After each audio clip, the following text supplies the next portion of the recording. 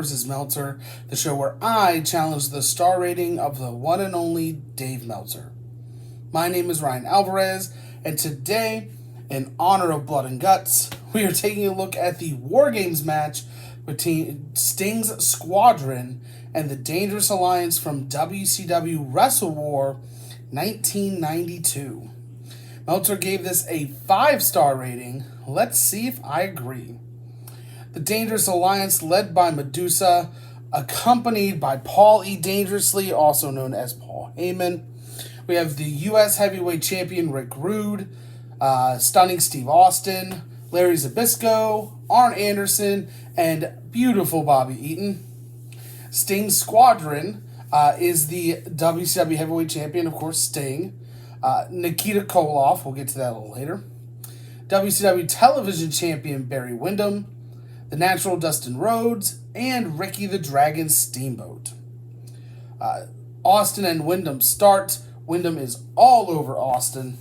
Windham misses an elbow, and Austin is now on the attack. They show us on the outside that Paul E. actually has like a strategy and paper, things written down. I absolutely love that. That they're going over the game plan, and that they're showing that there is actual strategy involved. I really love that aspect.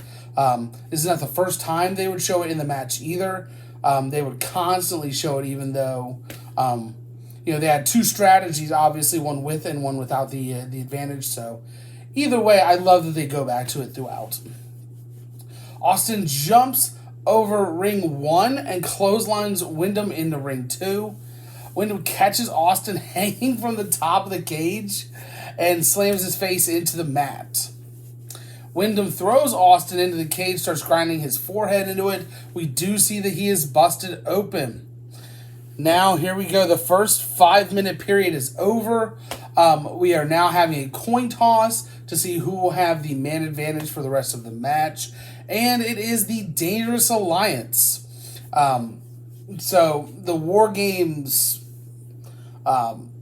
rules are that once you have the advantage, it'll always be a 2-on-1 or a 3-on-2, a 4-on-3, 5-on-4, until all men are in the ring. So every other 2 minutes, you will always have an advantage. So the second person in for the Dangerous Alliance is Ravishing Rick Rude. He is a house of fire going right after Barry Windham. Austin has come to, and from there it is a pure double team. They're throwing Windham into the cage constantly. Second person for Sting's Squadron is Ricky the Dragon Steamboat. Coming in, also House of Fire. You'll hear that a lot, but it's true. They'll come right in. They'll give shots to whoever's in front of them, whoever's in the ring at the time. Gives DDTs to both men, and he hits that second DDT, and the camera's shaking, the roof feels like it's going to fly off. Just good stuff. Steamboat gives Rude a standing Hurricane Rana, which I thought was excellent. Then we get the third person for the Dangerous Alliance. That is Double A, Arn Anderson. Comes right in, DDT to Barry Windham, and the classic Double A spine buster to Ricky Steamboat. Double A and Rick would lock in a double Boston Crab. I thought that was tremendous. Rude gives him a pile driver, double down with Steamboat and Rude. Third person for Sting's Squadron is the Natural Dustin Rhodes. He goes right after Austin with an atomic drop and a clothesline.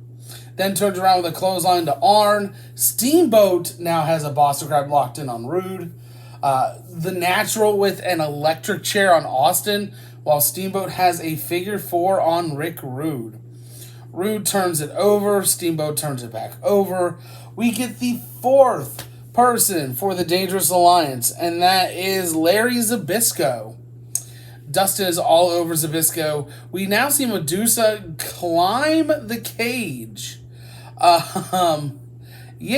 Climbs the cage, slides a cell phone into Arn Anderson, hits Dustin, hits Ricky Steamboat. Sting has now chased her up the cage and chases her off.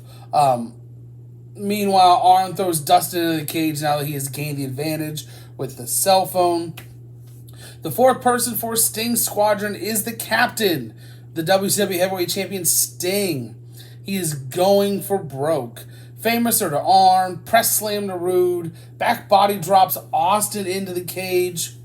And by this time now, we have our fifth and final person for the Dangerous Alliance, and that is beautiful Bobby Eaton. Goes right after Steamboat.